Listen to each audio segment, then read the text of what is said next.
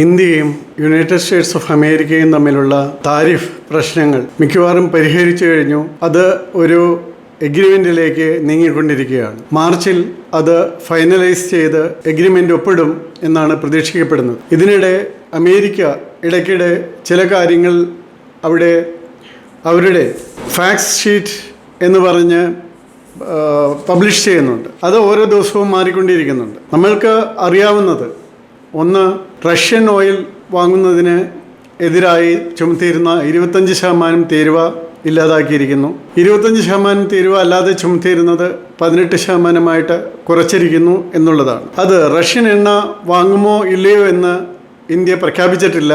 അത് ഇന്ത്യ പറയുന്നത് ഇത്രയേ ഉള്ളൂ: ഇന്ത്യൻ ഉപഭോക്താവിനെ സംബന്ധിച്ചിടത്തോളം എവിടെ നിന്നാണ് ഏറ്റവും കുറഞ്ഞ വിലയ്ക്ക് എണ്ണ കിട്ടുക അവിടെ നിന്ന് വാങ്ങിക്കും എന്നുള്ളതാണ്. അതായത് ഇപ്പോൾ വെനിസുലൻ എണ്ണ റഷ്യൻ എണ്ണയേക്കാൾ കുറഞ്ഞ വിലയ്ക്ക് ലഭിക്കുകയാണെങ്കിൽ അവിടെ നിന്ന് വാങ്ങിക്കാനും സാധ്യതയുണ്ട്. അതാണ് അതിനെപ്പറ്റി നമുക്കിപ്പോൾ പറയാവുന്നത്. അല്ലാതെ ഇതിനെപ്പറ്റി മറ്റ് യാതൊരു വിധത്തിലുള്ള കമൻസും ഇന്ത്യൻ ഭാഗത്തു നിന്ന് ഉണ്ടായിട്ടില്ല. അടുത്തതായിട്ട് പറയുന്നത്, അടുത്ത 5 വർഷത്തിനുള്ളിൽ ഊർജം, സാങ്കേതികവിദ്യ, പ്രതിരോധം, വിമാനങ്ങൾ, കാർഷിക ഉൽപ്പന്നങ്ങൾ, അതിൽ കാർഷിക ഉൽപ്പന്നങ്ങൾ ഇല്ല, അത്ര ആ കാര്യം കൂടി അമേരിക്ക വീണ്ടും വ്യക്തമാക്കിയിട്ടുണ്ട്.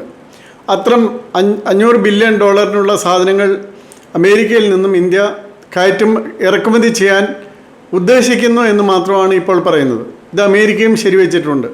നേരത്തെ പറഞ്ഞിരുന്നത് അത് വാങ്ങിക്കും എന്നുള്ളതായിരുന്നു. ഇപ്പോൾ വാങ്ങിക്കാൻ ഉദ്ദേശിക്കുന്നു എന്ന് മാത്രമായി അത് മാറ്റിയിട്ടുണ്ട്. അതുപോലെ ഡിജിറ്റൽ വ്യാപാരം, ഡിജിറ്റൽ സർവീസ് ടാക്സിൽ, അതായത് ഗൂഗിൾ പോലുള്ള അവർ ഇന്ത്യയിൽ നടത്തുന്ന പ്രവർത്തനങ്ങളിൽ അവർക്ക് കിട്ടുന്ന ലാഭങ്ങളിൽ ഉണ്ടാകുന്ന ടാക്സ്, അതിൽ വിവേചനമില്ലാത്ത ടാക്സിൽ ഡിജിറ്റൽ വ്യാപാര നിയമങ്ങൾ ചർച്ച ചെയ്യാൻ ഇരു രാജ്യങ്ങളും സമ്മതിക്കുക മാത്രമാണ് ചെയ്തിട്ടുള്ളത്.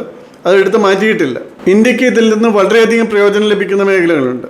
ടെക്സ്റ്റൈൽസ്, തുകൽ ഉൽപ്പന്നങ്ങൾ, കെമിക്കൽസ്, ഓട്ടോ ഘടകങ്ങൾ, കരകൗശല വസ്തുക്കൾ തുടങ്ങി, അതുപോലെ മറീൻ പ്രൊഡക്ട്സ്, ഇതിലെല്ലാം വളരെ വലിയ ഒരു മേഖലയാണ് ഇന്ത്യക്ക് അമേരിക്കയിൽ ലഭിക്കുക. അപ്പോൾ അത് അമേരിക്കയുടെ തന്നെ ഫാക്ട് ഷീറ്റ് അനുസരിച്ച് പയറുവർഗ്ഗങ്ങളും കാർഷിക ഉൽപ്പന്നങ്ങളും ഇന്ത്യയിലേക്ക് ഇറക്കുമതി ചെയ്യുമെന്നുള്ളത് അവർ തന്നെ ഒഴിവാക്കി കാണിച്ചിട്ടുണ്ട്. അതുപോലെ ബംഗ്ലാദേശിന് 0% ടാക്സ്.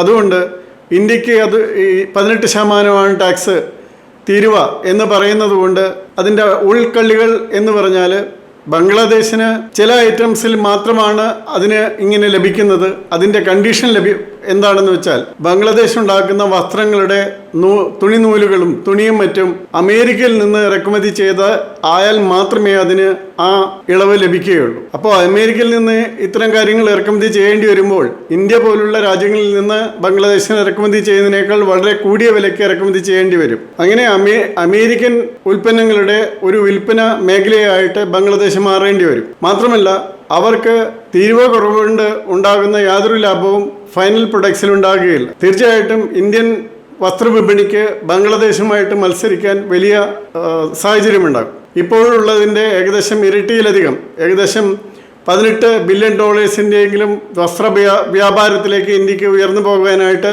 സാധ്യതയുണ്ട്. അതും വളരെ വേഗം തന്നെ. ഇത് പീയൂഷ് ഗോയൽ, ബഹുമാനപ്പെട്ട വ്യാപാര മന്ത്രി, വളരെ കാറ്റഗോറിക്കലായിട്ട് പറഞ്ഞതാണ്. റഷ്യൻ ഓയിലിൻ്റെ കാര്യത്തിൽ വിദേശകാര്യ മന്ത്രാലയവുമാണ് പറയുന്നത്. അത് ഇന്ത്യൻ ഉപഭോക്താവിൻ്റെ ആവശ്യത്തിനനുസരിച്ച് എവിടെ നിന്നാണോ ഏറ്റവും കുറഞ്ഞ വിലയ്ക്ക് ലഭിക്കുന്നത് അവിടെ നിന്ന് വാങ്ങുമെന്ന് മാത്രമാണ് പറയുന്നത്. ഇത് ഒരു വ്യാപാര കരാറാകണമെങ്കിൽ അത് വീണ്ടും ചർച്ച ചെയ്ത് അതിലെ എല്ലാ നുവാൻസസും എല്ലാ ചെറിയ കാര്യങ്ങളും കണക്കിലെടുത്ത് അത് ഏറ്റവും അവസാനമായി മാർച്ചിൽ ഒപ്പിടും. അപ്പോഴും മാത്രമേ അത് ഏത് വിധത്തിലുള്ള കരാറാണ് എന്നും നമുക്ക് പൂർണ്ണമായിട്ട് പറയാൻ പറ്റുള്ളൂ. ഇപ്പോഴത്തെ കാര്യമനുസരിച്ച് നമ്മൾക്ക് ആകെ ഒരു സംശയമുള്ളത് റഷ്യൻ ഓയിലിൻ്റെ കാര്യത്തിൽ മാത്രമാണ്. കാരണം റഷ്യൻ ഓയിൽ എന്നത് വില കുറഞ്ഞ എണ്ണ മാത്രമല്ല, നമ്മളെ എന്നും സഹായിച്ചിരുന്ന, സോവിയറ്റ് യൂണിയൻ്റെ കാലം മുതൽ സഹായിച്ചിരുന്ന, റഷ്യ ആയതിനു ശേഷം സഹായിച്ചിരുന്ന റഷ്യയുടെ ഓയിൽ ഒട്ടും വാങ്ങാൻ പറ്റാതെ വരുന്നോ എന്നൊരു കാര്യം മാത്രമാണ് ഇതിൽ നമുക്കറിയാനുള്ളത്. പക്ഷെ അതിൻ്റെ കാര്യത്തിൽ പറഞ്ഞിരിക്കുന്നത് അതിലും കുറഞ്ഞ വിലയ്ക്ക് മറ്റൊരു എണ്ണ കിട്ടുകയാണെങ്കിൽ മാത്രമേ ഇന്ത്യ വാങ്ങുകയുള്ളൂ എന്നതാണ്. അപ്പോൾ നമുക്ക് പ്രതീക്ഷിക്കേണ്ടത് അതിലും ചെറിയ കണ്ടീഷൻസ് ഉണ്ടായിരിക്കാം, പക്ഷേ വലിയ കണ്ടീഷൻസ് ഉണ്ടാകാൻ സാധ്യത വളരെ കുറവാണ്. ഏതായാലും ഇതിൻ്റെ അവസാന ചർച്ചകൾ കഴിഞ്ഞ് അതിൻ്റെ എഗ്രിമെൻ്റ് വീണ്ടും പൂർണ്ണമായ തോതിൽ ഒപ്പിട്ടാൽ മാത്രമേ ഏത് വിധത്തിലെത്തി എന്ന് നമുക്ക് പറയാൻ സാധിക്കുകയുള്ളൂ. ഇതോടൊപ്പം നമ്മൾക്ക് കാണേണ്ട മറ്റൊരു കാര്യമുണ്ട്. അത് AI-യും അതോടൊപ്പം ഉണ്ടാകുന്ന ആർട്ടിഫിഷ്യൽ ഇൻ്റലിജൻസും അതോടൊപ്പം ഉണ്ടാകുന്ന ജോലി നഷ്ടങ്ങളുമാണ്. ഇപ്പോൾ എൻട്രി ലെവലിൽ അമേരിക്കയിലൊക്കെ പല കമ്പനികളും ഇപ്പോൾ തന്നെ എൻട്രി ലെവലിൽ 50% ജോലിക്കാരെ കുറച്ചാണ് എടുക്കുന്നത്. എന്ന് വെച്ചാൽ ആ എൻട്രി ലെവലിൽ ചേർന്നാൽ മാത്രമേ അവർക്ക് എക്സ്പീരിയൻസ് നേടി അവർക്ക് അതിൻ്റെ സൂപ്പർവൈസറി ലെവലിൽ പ്രവേശിക്കാൻ കഴിയുള്ളൂ. എൻട്രി ലെവലിൽ റൂട്ടീൻ ജോബ്സ് ചെയ്യുന്ന എല്ലാം നല്ലൊരു ഭാഗം AI അത് യാന്ത്രികമാക്കി കഴിഞ്ഞു. ഇന്ത്യയിലും ഏകദേശം 24% വരെ ഇത് കുറഞ്ഞിരിക്കുന്നു എൻട്രി ലെവൽ. അങ്ങനെയാണെങ്കിൽ എങ്ങനെയാണ് നമ്മൾക്കാണെങ്കിൽ ഏകദേശം 15 ലക്ഷത്തോളം എൻജിനീയറിംഗ് സ്റ്റുഡൻസാണ് ഒരു വർഷം പുറത്തിറങ്ങുന്നത്. ഇനി അവർ എന്ത് ചെയ്യണം? അവർ ചെയ്യേണ്ടത് AI ആർട്ടിഫിഷ്യൽ ഇൻ്റലിജൻസിനെ മാനേജ് ചെയ്യുകയും മെഷീൻസിനെ കൺട്രോൾ ചെയ്യാനും നിയന്ത്രിക്കാനും എല്ലാം പഠിക്കുകയും ചെയ്യണം.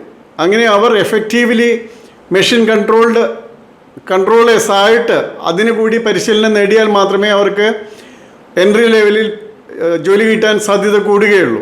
അപ്പോൾ അതിനു കൂടിയുള്ള പരിശീലനം കൊടുക്കുന്നതായിരിക്കണം ഇന്ത്യയിലെ വിദ്യാഭ്യാസ സമ്പ്രദായം. അങ്ങനെ മാറ്റിയെടുത്താൽ മാത്രമേ ഇന്ത്യൻ എൻജിനീയറിംഗ് സ്റ്റുഡൻസിന് പ്രത്യേകിച്ച് വിദേശങ്ങളിലും ഇന്ത്യയിലുള്ള കമ്പനികളിലും ജോലി ലഭിക്കാൻ സാധ്യത വർദ്ധിക്കുകയുള്ളൂ. അല്ലെങ്കിൽ അത് അവർക്ക് വലിയ ബുദ്ധിമുട്ടുണ്ടാക്കും. അതുകൊണ്ട് വിദ്യാഭ്യാസ സമ്പ്രദായത്തിൽ ആർട്ടിഫിഷ്യൽ ഇൻ്റലിജൻസിനെ സൂപ്പർവൈസ് ചെയ്യുന്ന സൂപ്പർവൈസിങ് ദ മെഷീൻ എന്ന രീതിയിൽ നടപടികൾ ഉണ്ടായാൽ മാത്രമേ ഇന്ത്യൻ സ്റ്റുഡൻസിന് പുറത്തിറങ്ങുമ്പോൾ തന്നെ എൻട്രി ലെവലിൽ ജോലി സമ്പാദിക്കാനായിട്ട് സൗകര്യമുണ്ടാകൂ എന്നുള്ള കാര്യം കൂടി, ഇത് കരാറിൻ്റെ ഭാഗമൊന്നുമല്ല, പൊതുവെ പറഞ്ഞ കാര്യമാണ്. അതുകൂടി നിങ്ങളുടെ അറിവിലേക്ക് പറയുകയാണ്. അതിനുവേണ്ടി ഇനി എൻജിനീയറിംഗ് സ്റ്റുഡൻസ് ശ്രമിക്കണം, പണ്ടത്തേതിലും കൂടുതലായിട്ട്. അല്ലാതെ ക്യാമ്പസ് റിക്രൂട്ട്മെൻറ്റ് മാത്രം കാത്തിരുന്നാൽ വളരെ ചെറിയ തോതിലെ ക്യാമ്പസ് റിക്രൂട്ട്മെൻറ്റ് ഇനി ഉണ്ടാകാൻ സാധ്യതയുള്ളൂ. എൻട്രി ലെവലിൽ വലിയ ഇടിവാണ് അതിൽ സംഭവിക്കാൻ പോകുന്നത്. ആ കാര്യം സൂചിപ്പിക്കാനാണ് ഇത് പറഞ്ഞത്.